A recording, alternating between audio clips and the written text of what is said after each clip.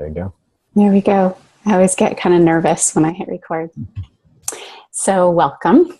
My name is Kendra Cunov, and this is John Wineland. And we're both EverCoach ambassadors, and we wanted to get together today to talk about an area that just doesn't get talked about that much in the coaching world, which is intimacy, relationship, sexuality. And both of us teach in those arenas in our own different ways. And John specifically, really teaches around spirituality and sexual relationship. And my practice is more around, it includes that, but it's community building and authentic relating. And this is sort of part one of a 6-part series. John's writing up some pieces about the 6 pillars of powerful relationship. And of course, there's infinite pillars in some sense, but this is like really bringing them down to the most essential ones. And then we wanted to talk about each one also, because honestly, they're huge topics. They're just huge. Right. We'd write books probably on every single topic. Yeah. And so the first one that we're going to talk about today is the art of structure and flow. And just to let you know, this is really just John and I having a conversation. I mean, we've talked about this a lot, so there's some practice involved, obviously, and we teach it, but we haven't planned this, and we don't really know what's going to happen. True.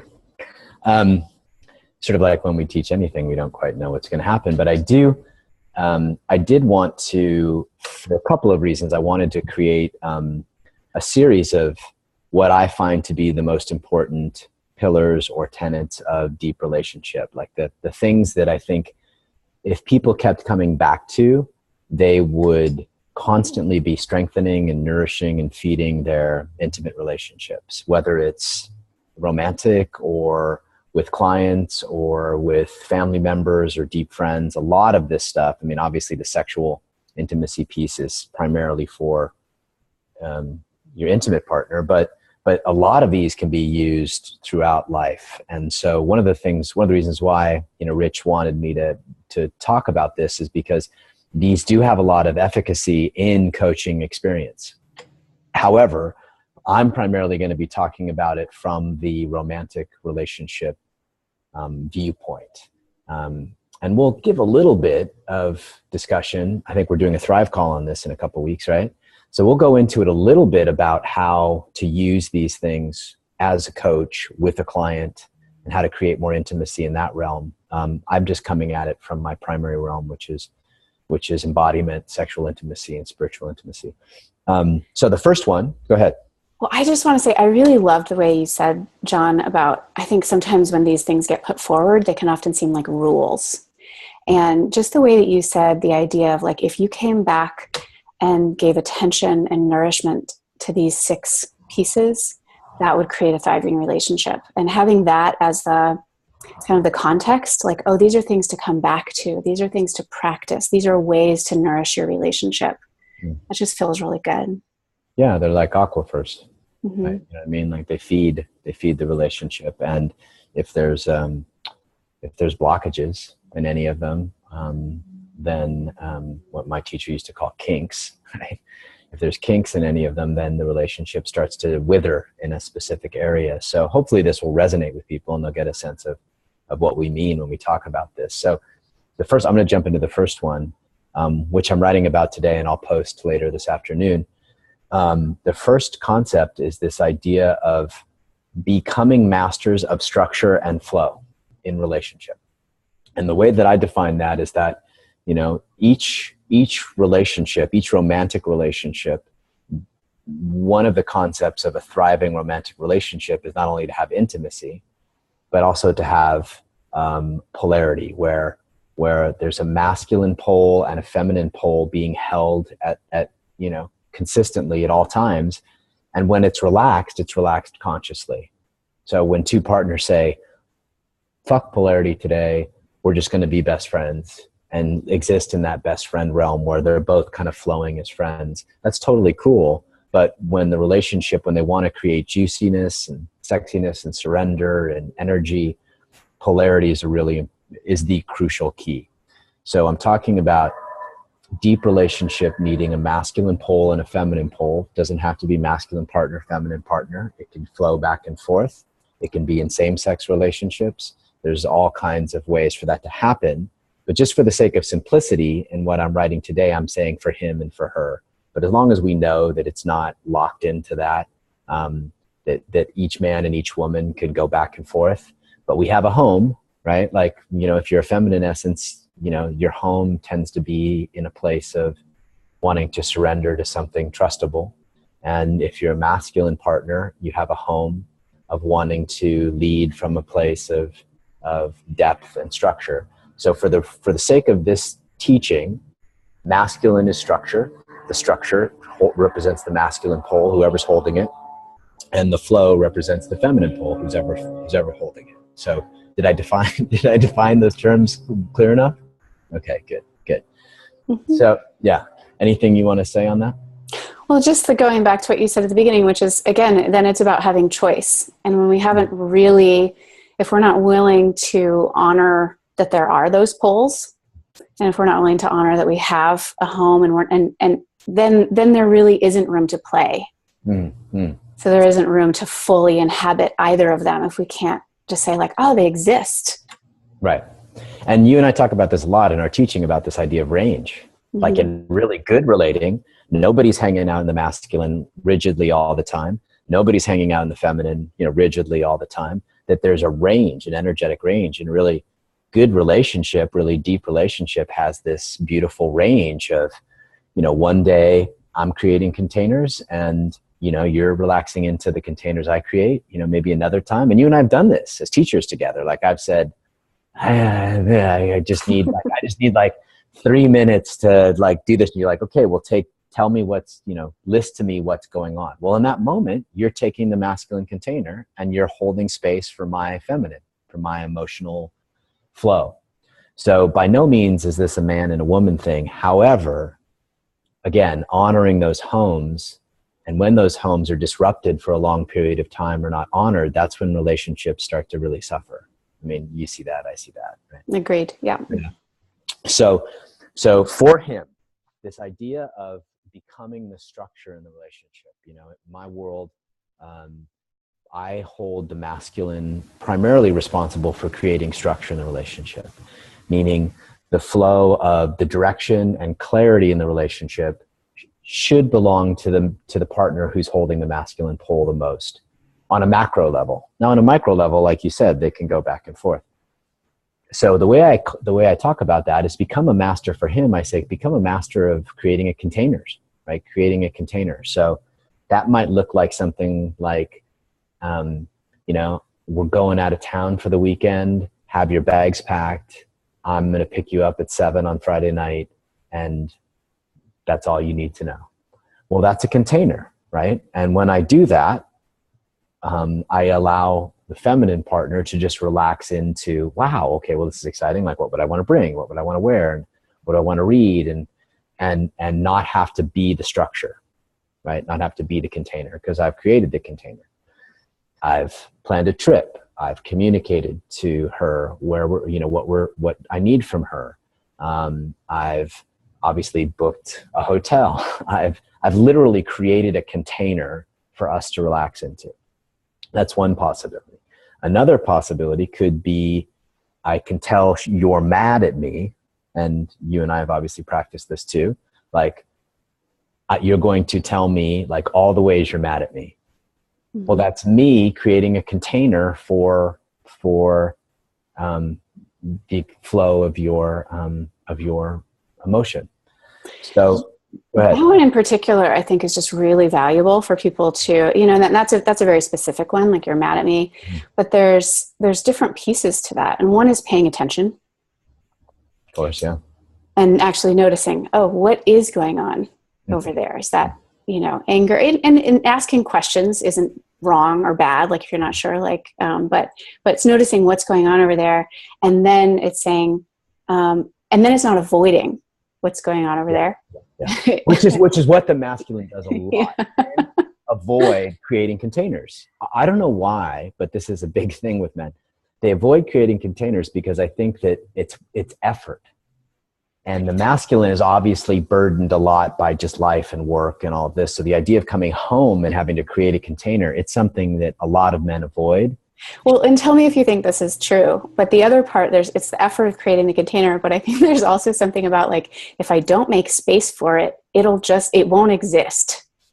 And it's almost even unconsciously acknowledging the power that the masculine has to create space for things to exist. Mm. And unconsciously thinking, like, if I don't create the space for it, it will cease to exist, which just doesn't happen, right? Like, if you have a riverbank and the river flows through it, right? The banks are the container, but if you take the banks away, the river's still there. It's just like, it's like a flood. It's all over the houses and it's chaos. Well, you hit on two key points there, which is the masculine, a good way to look at structure, or the masculine is the riverbanks. If the feminine is the flow, and assuming that your partner is feminine, assuming my partner's feminine and wants to flow like a river, at least in the relationship, then structure I provide is the masculine, right? The riverbank. So I think that's a really good distinction and a great way to describe it. The other thing is that, when you said that, what came up to me immediately was masculine power is in creating. So when a man notices what's happening in his world and then creates a solution, he's in the most powerful place to be, right? Men are constantly trying to fix it. Well, the most powerful tool that I'm going to express for men to fix an emotional upset in his relationship is to create a container for it. Mm-hmm. So I'm a big fan of the imago dialogue. That's a great old-fashioned masculine container, right? You and I are upset with each other. So I'm going to create a container, or I'm going to use this container that's been created for you to express why you're mad at me, and I'm going to express why I'm mad at you, and then we're going to reflect back to each other in a very specific way, and we're going to validate each other in a very specific way, and we're going to empathize in a very specific way. That's a powerful container for your emotion, my emotion, for the flow of our emotion, right? We've created structure and flow. And when a man does that, or when a coach does that, or when a father does that, or it allows for, it does create the place for the feminine to, let's say, relax into, possibly spill into, possibly explode into, the analogy of a dam exploding, all of that's really important. So the two containers that I see the most in the work that I do with couples is that the masculine is a sex life is starting to wane. And part of the reason is the masculine is not creating containers for there to be sex. There's just this kind of unconscious thing of like, oh, we'll just wait and flow. We'll flow with it, right? And when we feel like having sex. Well, that's I can understand that, but more often than not, over the course of many years of marriage or being together, flowing together, they're like two magnets. The masculine and feminine partner are like this, and there's not a lot of polarity. The minute a man steps up and says, you know what, I'm going to be home at 9. I want you to have the kids to bed. I want you to set up candles for us. And I want you to wear that thing I love that you wear, or I want you to pick something that you feel extremely beautiful and comfortable in. And then we're going to spend an hour together just loving on each other. So that's a powerful container. That's a gift that the masculine can bring to his feminine partner. And when I do that well, she can just allow energy to flow through her. Love energy, sexual energy, playful energy, whatever it is. And, those kinds of practices don't take that much effort, really. It just takes the intention and some knowledge around what a container is and what it does. Mm-hmm. I think that's true. I have kind of two things. One is just, as you were speaking that, I was thinking like, I hear so many women talk about in some way, shape, or form, especially around sexuality, this, there's a little bit of anxiety. And even when they've been with a partner for a long time, so it's not quite the same anxiety of like, will I be chosen or not chosen? But it's that same flavor, which is like, is he gonna instigate tonight or not? And there's like a little bit anxious. Yeah. And so even though I think in the back of our minds, we think, oh, that planning of sex or telling her it's going to be at 9:00, will take away the sexiness of it. I noticed for myself, I was like, oh, suddenly I'm no longer anxious. Yeah. You're relaxed. There's, especially over time, if you create these containers over time and you show up to them, then that anxiety relaxes. Yeah. Yeah. Well, that's a really, again, that's a gift. Exactly. It's a total gift. Yeah. For a man to give his wife, or for a masculine partner to give his feminine partner. I mean, another great container is we're going to have family dinner.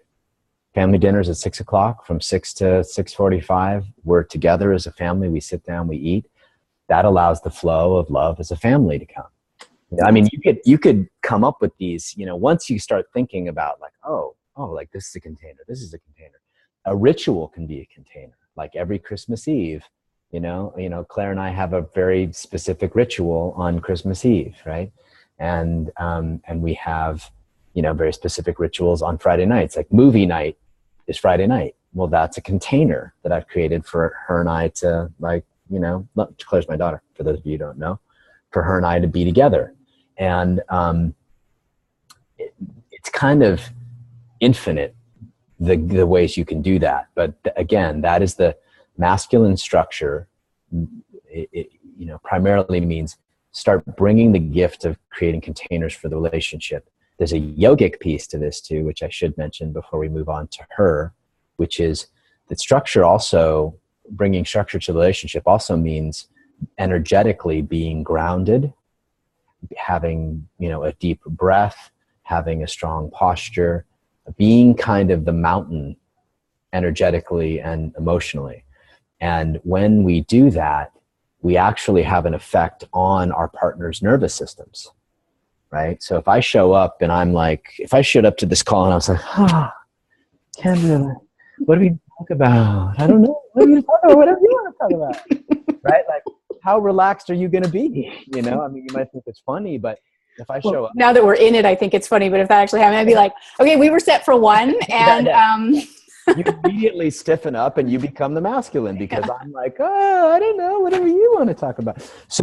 So if I'm showing up and I'm sitting tall and my spine is strong and I'm breathing deep, then I allow you to relax into the flow of the conversation. And so many times in relationship, I see this issue where the masculine has no yogic presence or meditative presence. Well, what that really means is that they have no fucking structure. And their women are hating them for it. I mean, I don't really know another way to put it, that there's a certain level of like constant or low level resentment that eventually shows up as like wanting to scratch his eyes out. And I think that this is just an important piece of structure that most masculine partners don't get. Yeah. So, I mean, I just want to say, like, I'm really glad you brought it into this space. And like that in particular is one of those things at the beginning when we said we could talk about this forever. Like that's kind of one of those forever practices. Yeah. And we will actually talk a little bit more about some of those very specific pieces on the Thrive call. Yeah. Those of you who know Rich. But for the sake of this, just to know that that's a very, very important component. Yeah. Now I think let me just say this one point. Because those of you who know Rich, just to drive this home, like, and anytime you go to an intensive with him or you do a call with him, the first thing he does is take a deep breath in and then exhale out.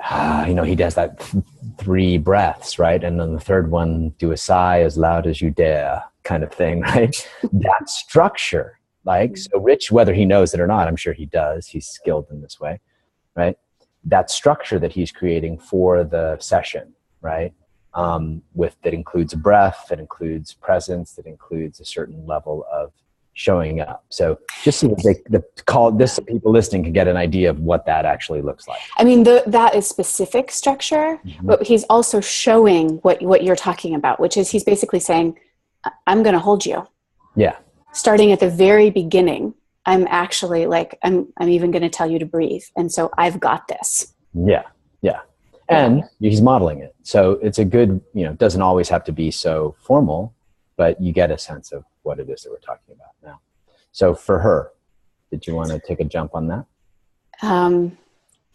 Well, I had this little piece, and maybe we can't go into it here, but I thought, oh man, I think when this isn't already set, this has never been in a relationship before, and maybe there's some element of that, I want to scratch his eyes out, present, that now there's this piece of like, oh, what happens if he now is trying to bring this and getting resistance?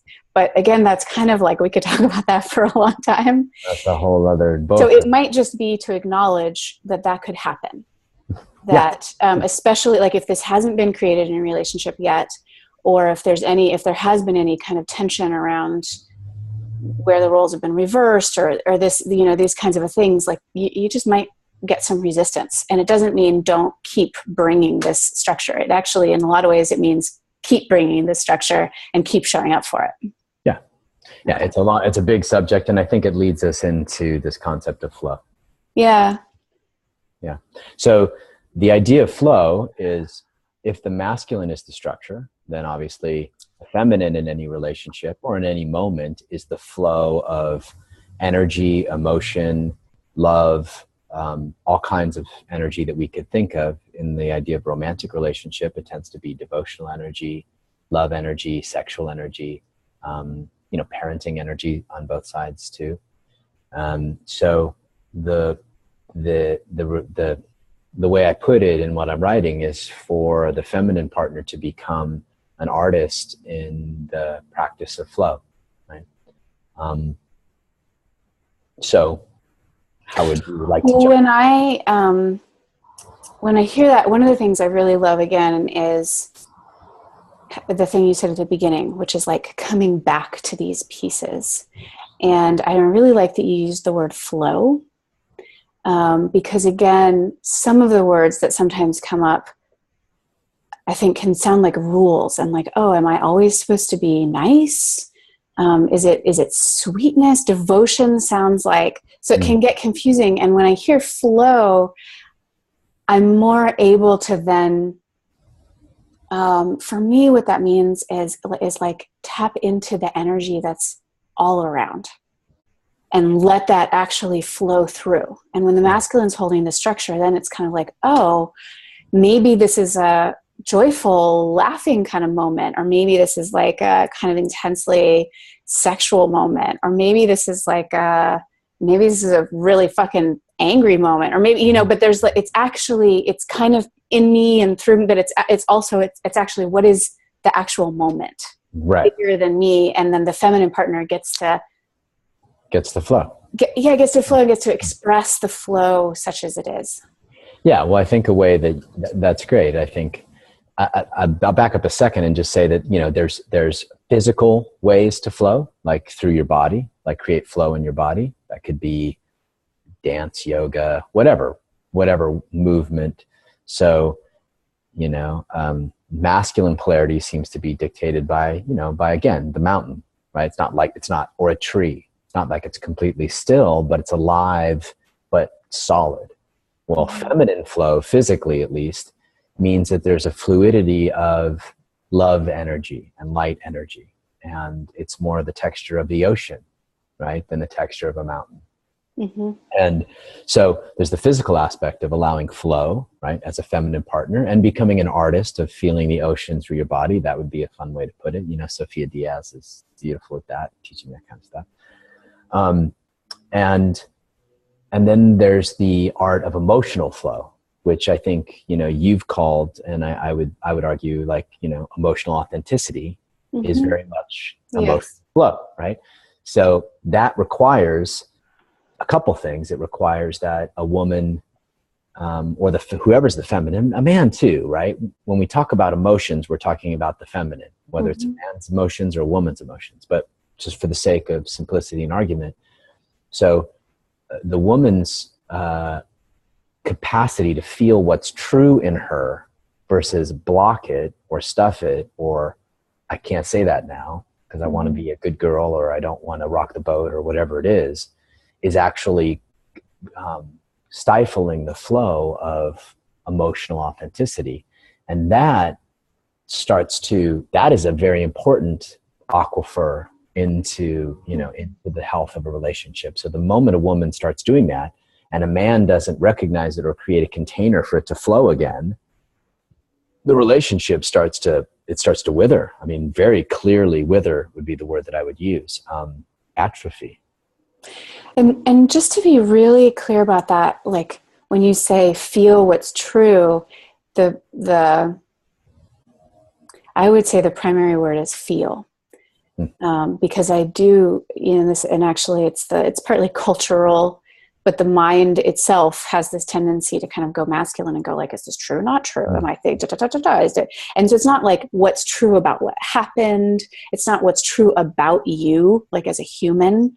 It's to feel what's true in that. What we mean by feel what's true is feel what you're actually feeling in that moment. Right.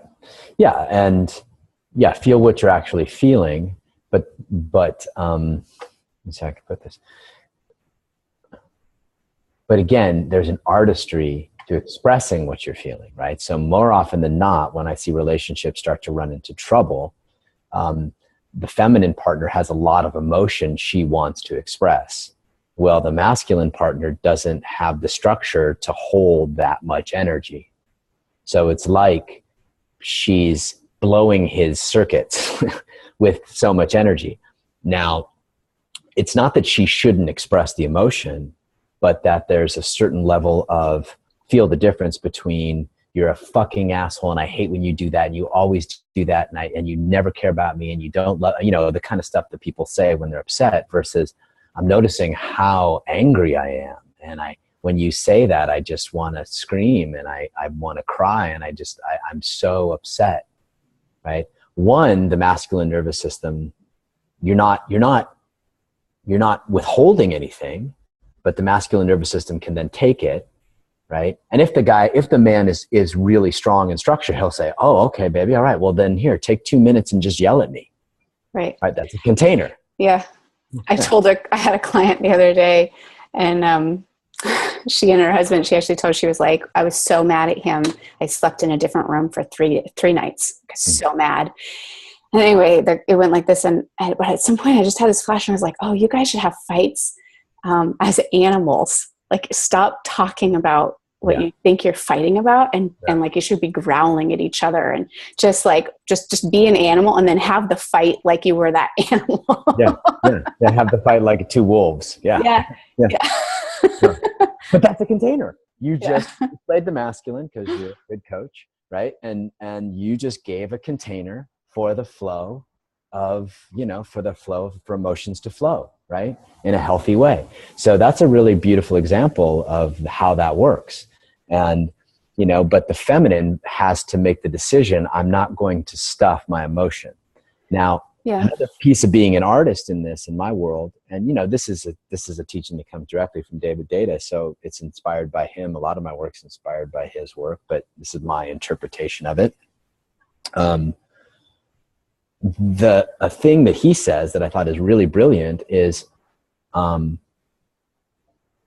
any emotion that's expressed in the moment is considered valid and true. Like if you're feeling something like he looks at another girl's butt and you have an immediate emotional response of anger, hurt, whatever it is, heartbreak, tears, yelling, rage. Well, if you decide in that moment to not say anything about it or not do anything about it and you stuff it, it then after about 10 seconds starts to get commingled with everything. Every time a man has let you down or every time a man has looked at another woman, or it commingles with your childhood wounds and also your history.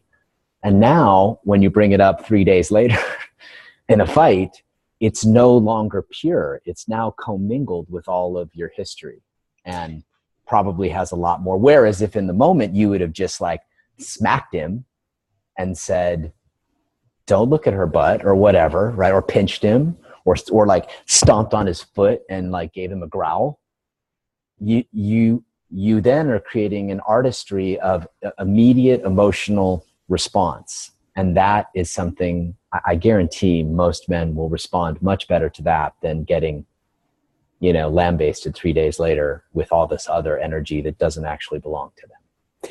Well, and that's exactly what I was going to ask you, which is how would you suggest a woman bring this, especially when it hasn't been this in their relationship before? Like maybe he has no idea. She just watched this video. Right. She starts like, rah, like smacking him in the arm or something like that. And I personally think that's better. I'll take that any day, right? I'll take my woman expressing authentically, emotionally what's happening or giving me immediate feedback, because I might not know. Men we're literally denser than women, right? And we have been biologically and evolutionarily for tens of thousands of years, so we don't feel the way you do. So if we make a mistake, like casually looking at another woman, he might not even have registered he did that. He might not even remember he did that. And so you giving immediate feedback is that hurt me and it made me angry at you, actually serves him. So this idea of calling a man back to presence because you love him and because you want to be intimate with him is a whole different place to come from than him being adversarial or him being bad. And it works both ways. A man can express his emotion, give immediate feedback too. But again, this is not necessarily man woman. It's really talking about energies and archetypes that have been around for tens of thousands of years. Yin and Yang, Shiva and Shakti. Alpha Omega. This has been with us since the dawn of time. The piece that showed up. Sorry. Go ahead. I was going to say the piece that showed up when you were saying that was, I was thinking about in my own experience of that. And sometimes it is hurt or anger. And sometimes it's just like, hey, look at me. Mm-hmm. And then I thought, oh, that's one of the struggles of women or the feminine, like this part and it's like, oh, I shouldn't want that, or I shouldn't need that, or that's like, and so that's the place it gets stifled instead of just like, actually, I really want that. I want you to look at me. Right. Partly when we're together, but also like, hey, I want you to look at my ass like that, or I want like, and letting that flow also. Well, that's a really good point, because in that moment, he went to the energy that was flowing the freest. The masculine partner will always go to that part. So this is why I try to say, like, let's make this an art of flow. Like, because the more, what's the classic example is on a phone, right? A man is on his phone. Well, I always tell women, if you want the man to not pay attention to his phone, be more radiant than the phone, or be more expressive than the phone, or just have more energy going through your body than the phone. And he will naturally like come at that. And so there's a tendency for women to think, I don't want to do that. I want him to look at me. You know what I mean? And that's just stingy and immature. And so what we have to realize is, just like men don't want to create containers, women sometimes don't want to flow. Right? So a man doesn't necessarily want to come home and say, I'm going to create a container for 20 minutes for you to clear with me everything that do you think he wants to do that? Probably not. But he does, he gives it because it's a gift and he wants to love. Right? And so what I run into with women all the time is they're like, hey, I don't want to, I want him to just notice me without me doing anything. Well, if you're sitting there like a board and just withholding the flow of energy, chances are he won't find you as attractive as somebody who's walking by that's flowing naturally with sunshine, and right, or in just some little moment. Again, and the thing that I think that this is kind of the parallel to what we were saying about the yogic practice for men. Like this is the part where we could talk about this forever, where we'll talk about more practices another time, Right. because it's so easy to confuse this part with being attractive or being pretty or doing yourself upright, or like it's kind of all these things that I think as women we get really hung up on and think like that they're very, very different things. And that's where that real subtlety and the actual yogic practice comes in. And yeah. Well, the point you make that I think is really valid here is that it's not about attractiveness, it's about energy. Mm-hmm. It could be a giggle. I mean, the gift, what men crave, right? What men are wanting from women, like, I talked about it in that talk, is we're wanting energy. Mm-hmm. So becoming an artist of emotional flow is really becoming an artist of sexual flow. And what that does is it nourishes the masculine nervous system, right? Even if it is a pinch or like an elbow to the ribs, like, you asshole, I saw that, right? Uh-huh. I mean, if it's done well, like, most men are going to be nourished by that and called forth like that. And so, yes, it's not about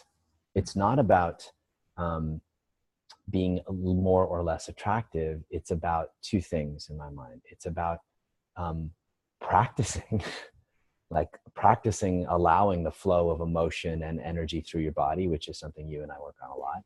And pleasure. I would say pleasure. Yeah, and pleasure. That's great. And pleasure. Mm-hmm. And then the second piece is being generous, like recognizing how much your energy is a gift to your partner, and then giving it from that place, like a kiss, a smile, a giggle, batting your eyes, flirting with him, shaking your ass at him. This is all energetic expression that creates energy. And so, to get back to this idea of emotional authenticity, which I think is at the heart of the practice for most women, I think there's two keys. One is the flow of sexual energy, which we kind of talked about, but this flow of emotional energy, which moment by moment requires a woman to feel like, okay, how am I feeling now? Like, oh, what's that? And how can I express that in a way that liberates the moment, right? How can I express that in a way that creates more love, or creates more intimacy, or creates the right kind of energy or the right kind of mood? So, that's something that I think, I do think that the feminine partner in the relationship is responsible for. How can I continually bring, more energy to our relating so that there's like a natural flow of love? And then the masculine, the structure piece is, what are we using to hold that love, right? And once this becomes symbiotic, right? Right, it totally becomes symbiotic, and it's not like rigid, but we start out by making it kind of rigid distinctions so that each can practice. But then in daily life, this becomes very a symbiotic way of being. Yeah, I agree. Yeah. So anything else that you want to mention about this, or shall we leave it there for now? I think that's good for now. We'll, I know you'll do a little more write-up about it, and then we'll talk about the other pieces, and they do tend to fit together. So I think there'll be ways that this, builds on itself. Yeah, these pillars are all connected, and this idea of starting relationship with, some of what I talk about will be this idea of polarity and masculine and feminine, the play of masculine and feminine energetics and responsibilities, but also ways to just create natural human on human intimacy. Like, what's a good way to do that? And I'm glad we get to flesh it out with these conversations, because I think hopefully that will be helpful. Yeah. So, I think what I love about this is that these are these pieces, but it's also the beginning of a conversation. So if you heard anything here that either resonates with you or confuses you, or even if you have like a really strong negative response. I love those. Notice those, the ones where it's the strongest for sure. Confusion, like yes, or like no way. And any of those responses, and write us a comment, like let's start a dialogue about this. Let's start a conversation. Let's dive into this. Yeah. Oh, that would Thanks for watching. All right. Bye, everybody. Ciao.